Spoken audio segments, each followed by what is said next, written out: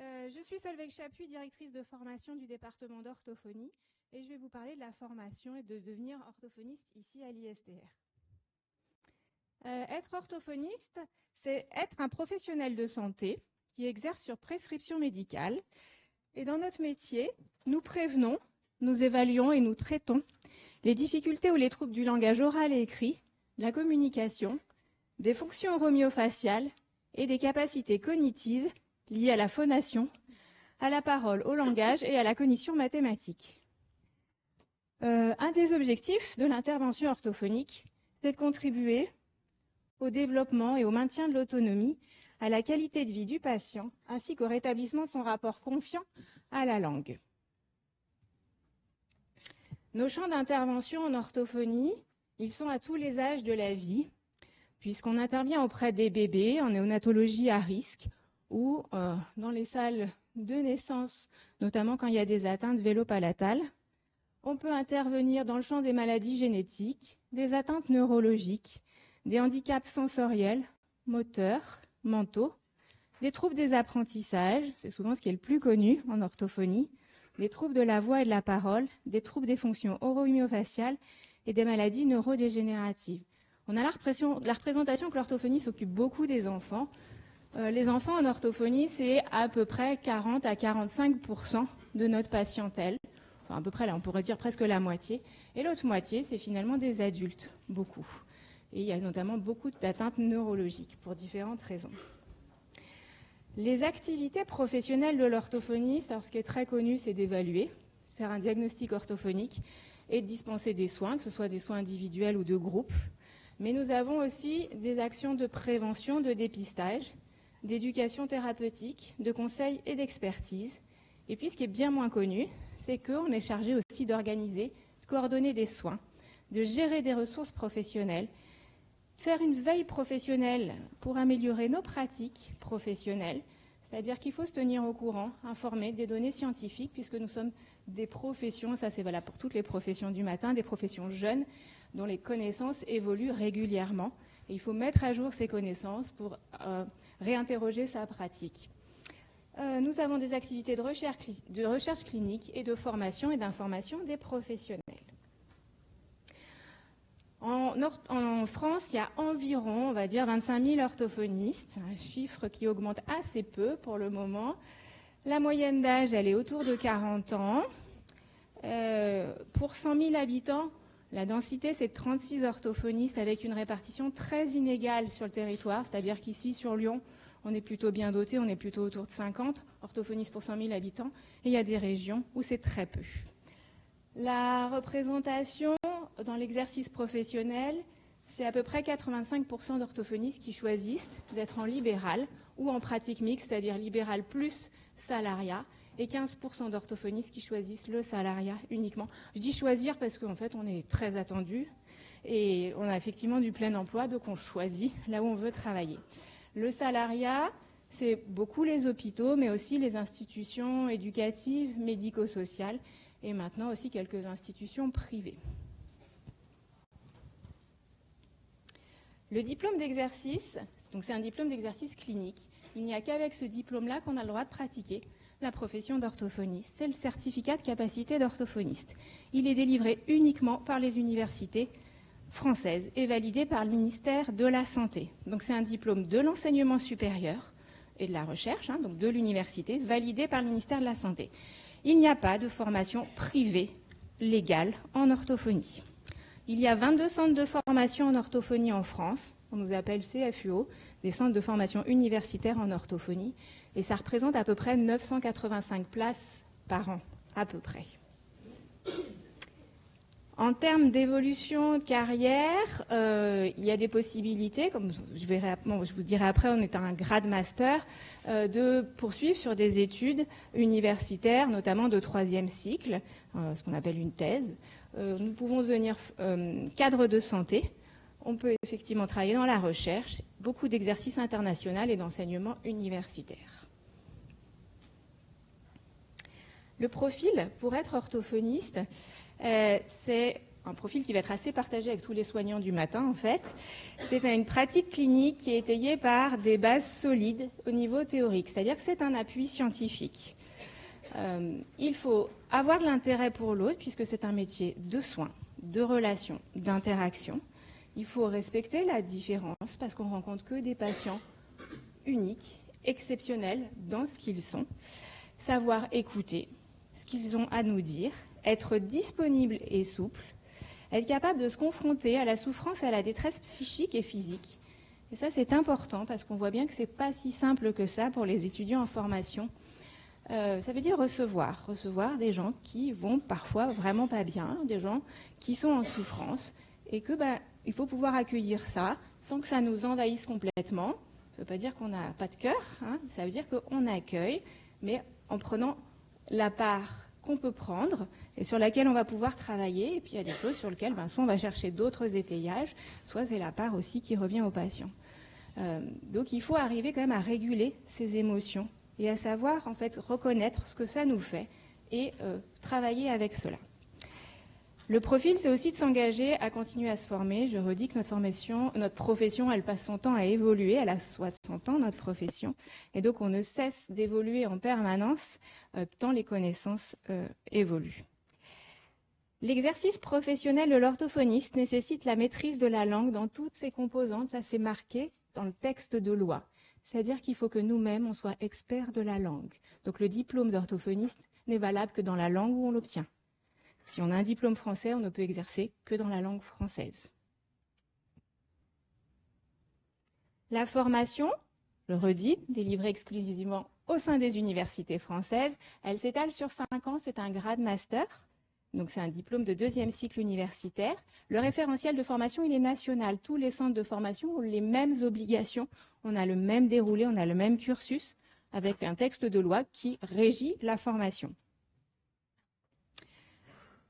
C'est pour vous donner une représentation du cursus. Donc sur l'ensemble des 5 ans, nous avons une grande part de sciences humaines et sociales, dans lequel il y a vraiment des sciences du langage, des sciences de l'éducation, de la psychologie, donc toute la partie très sciences humaines, qui est à peu près à 40 ECTS, qui est à 40 ECTS. Et de manière presque équivalente, nous avons toutes les sciences biomédicales à 35 ECTS, qui sont l'anatomie, la physiologie, la sémiologie, les neurosciences. Donc ce qu'on voit, c'est que d'emblée, il y a des aspects très scientifiques et des aspects très sciences humaines. Hein, c'est quand même très équilibré dans la formation. On a des choses plus sciences physiques dures et techniques, des UE sur la profession, beaucoup de pratiques cliniques professionnelles. Donc la pratique clinique, c'est les stages, la formation à la pratique clinique, de la recherche, des compétences transversales, à savoir par exemple l'hygiène, c'est des compétences partagées à tous les professionnels de santé, les gestes d'urgence aussi, savoir réagir, la santé publique, évaluer les pratiques professionnelles, séminaires professionnels et quelques options. Et tout ça constitue les 300 ECTS qui sont le grade master en orthophonie. Donc là où il peut y avoir de la diversité entre centres, c'est sur les séminaires professionnels et sur les options, où là on a plus de liberté pour mettre des contenus différents. Tout le reste, en fait, on a les mêmes impératifs. Le volume horaire, alors ça c'est pareil, c'est tiré du texte de loi. Le volume horaire, vous avez vu, donc il y a des DCM, des TD, des stages, et puis il y a le TPE, ce qu'on appelle le travail personnel étudiant. Donc S1 et S2, c'est la première année, c'est semestre 1 et semestre 2. Donc semestre 1 et semestre 2, quand on regarde les cours et les stages, on est à 821 heures sur l'année. Quand on regarde en S3, S4, donc en deuxième année, on est à 866 heures. Et ce qu'on voit, c'est que plus on augmente en troisième, quatrième et cinquième année, plus cette durée CMTD et stage augmente finalement. Et le travail personnel étudiant augmente aussi. Pourquoi vous dire ça? Vous dire que c'est des études à temps plein, c'est des études qui sont denses. Les étudiants nous le disent beaucoup, et que la réalité, c'est qu'on est plutôt à 32 heures de cours par semaine sur le M1, sur même la troisième année aussi. C'est moins vrai en première et deuxième année, on est plutôt entre 25 et 30 heures, mais c'est des études qui sont conséquentes à temps plein, avec quand même beaucoup de pratiques cliniques. Maintenant, je vais vous en parler aussi. Il y a des stages tout au long du cursus. En première année, des stages en milieu ordinaire, donc dans les stages qu'on appelle de développement, qui sont des stages de découverte du milieu scolaire chez les enfants de grande section et de CP. En deuxième année, il y a toujours des stages de découverte sur des lieux de petite enfance, gériatrie, structure de soins et cabinet libéral. L'idée est de découvrir toutes les personnes qui potentiellement vont pouvoir consulter des orthophonistes.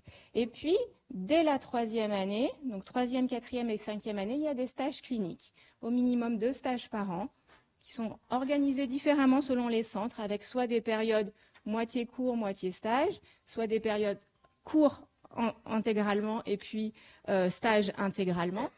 Et ces stages, c'est des stages de pratique clinique qui se font avec des maîtres de stage en institution hospitalière ou non hospitalière et en cabinet libéral. Il existe aussi au cours de la 4e année un stage de sensibilisation à la recherche dans un laboratoire de recherche. C'est aussi une obligation en lien avec la formation à la pratique réflexive d'aller rechercher des données scientifiques et de savoir les exploiter. Pour obtenir le diplôme d'exercice, il faut valider toutes les UE du cursus, soutenir un mémoire de recherche et valider un certificat de compétences cliniques au cours de la 5e année. Et uniquement quand tout cela est validé, on a le droit de pratiquer l'orthophonie. Donc ce qui est important, c'est de savoir qu'en fait, si on s'arrête en 3e, si on s'arrête en 4e année, on n'a pas de diplôme d'exercice. Il faut faire les 5 ans pour pouvoir exercer l'orthophonie. En termes de profil de l'étudiant, je ne vois pas du tout au niveau horaire ce que j'ai comme temps. Il est quelle heure ? Merci. Au niveau du profil de l'étudiant, donc je vous ai dit que c'était une formation qui était dense, avec des journées qui peuvent être longues, et donc il faut être capable d'apprentissage et de travail sur des temps longs. C'est souvent 8 heures de cours par jour. Il faut être capable de travailler en équipe. C'est vrai pour notre métier, et on le met au travail dès les études, en demandant beaucoup de travail de groupe aux étudiants. Il faut avoir une grande maîtrise de la langue française orale et écrite, en lien avec nos obligations professionnelles, faire preuve d'équilibre personnel, parce que vous allez là déjà expérimenter la rencontre avec des patients, avec le stress, avec la souffrance, être ouvert et adaptable, respecter l'autre et les différences, et être réflexif. Être réflexif, ça veut dire être capable de se regarder fonctionner, se poser des questions, expliquer son raisonnement, réajuster les choses. C'est la capacité à se remettre en question à partir de l'introspection. Quand on voit le profil de l'étudiant, il n'est pas très différent du profil du thérapeute, si ce n'est peut-être la capacité d'apprentissage et de travail sur des temps longs. L'admission en formation d'orthophonie, quel que soit votre profil, que vous soyez lycéen, que vous soyez en réorientation, que vous soyez déjà à l'université en cours d'études, c'est Parcoursup. Il n'y a que l'admission par Parcoursup. Donc Parcoursup, vous connaissez peut-être la plateforme, vous avez la formulation des vœux jusqu'au 13 mars, et ensuite du 13 mars au 2 avril, vous complétez votre dossier, vous confirmez les vœux, et c'est important de confirmer. On a chaque année des étudiants qui nous appellent parce qu'ils n'ont pas confirmé, et nous on n'y peut rien. La plateforme, nous on n'a pas la main dessus. Donc pensez à cliquer sur oui, je confirme. Vous avez le droit, ça c'est partout, enfin c'est principe de Parcoursup, à 5 vœux maximum dans le même champ. Donc il y a 5 vœux maximum orthophonie. Je vous ai dit qu'il y avait 22 centres de formation. Les 22 centres, on s'est regroupés. Et au total, il y a 11 regroupements en France. Alors le nombre de places peut peut-être varier un peu parce qu'on est dans les capacités d'accueil en discussion actuellement. Donc il y a des regroupements, voilà, par exemple Nouvelle-Aquitaine, c'est Bordeaux, Limoges, Poitiers, où il y a 86 places. Lille est un regroupement à lui tout seul. Nous, on est dans Auvergne-Rhône-Alpes. Lyon, on a 100 places et Clermont passe à 30 places cette année. Ça fait que sur notre regroupement, il y a 130 places. Bon, vous voyez, les regroupements, ça, c'est des choses que vous retrouvez. On n'a pas quand même tous la même taille. Donc, vous avez le droit de faire 5 vœux. 5 vœux, c'est 5 regroupements. Et dans chaque regroupement, vous allez cocher, si vous voulez, tous les centres de formation, ou vous pouvez choisir de prendre que Clermont et pas Lyon. Ça, c'est votre droit. Mais nous, quand on lit les dossiers, on ne le sait pas. Peu importe. Parce qu'on lit les dossiers. Alors, en Auvergne-Rhône-Alpes, on a le regroupement, on a le plus de vœux. L'année dernière, on était à 2700 vœux. Et on lit les dossiers. C'est une période qui est assez intense. On lit ce que vous avez écrit. On va chercher les informations. Je vous expliquerai un petit peu plus après comment on fait.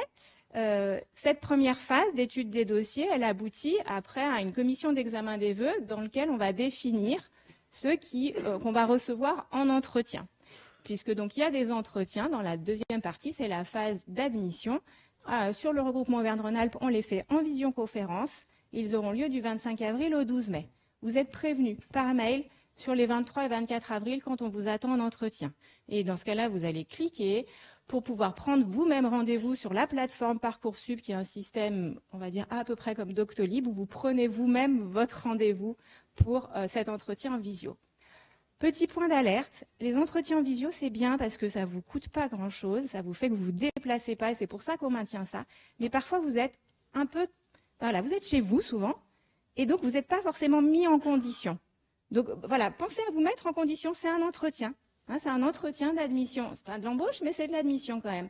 Hein, voilà, c'est quand même très bizarre quand on nous dit « Ah, salut !»